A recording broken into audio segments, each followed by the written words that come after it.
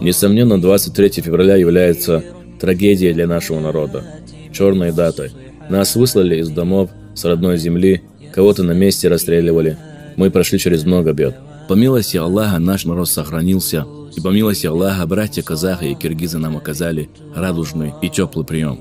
Да воздаст вам Аллах благом, братья и сестры. Да дарует вам Аллах свое прощение, и пусть в ваших домах всегда будет мир и покой. И знайте, каждый уголок Чечни является вашим домом. Народ наш помнит благородство, которое вы к нам проявили, и мы никогда не забываем тех, кто нам сделал добро. И если пройдут еще много и много лет, то мы не забудем вашу поддержку.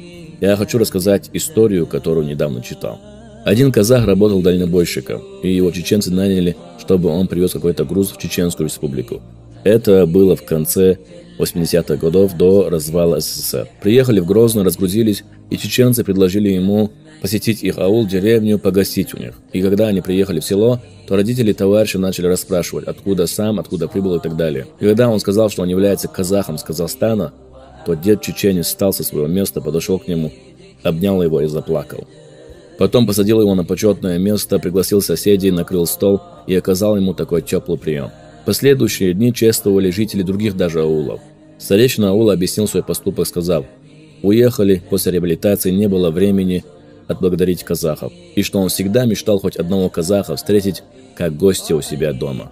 Огромная благодарность за ту братскую поддержку, которую вы оказали моему чеченскому народу. Да воздаст вам Аллах благом. Вассаляму алейкум ва рахматуллахи ва баракатух.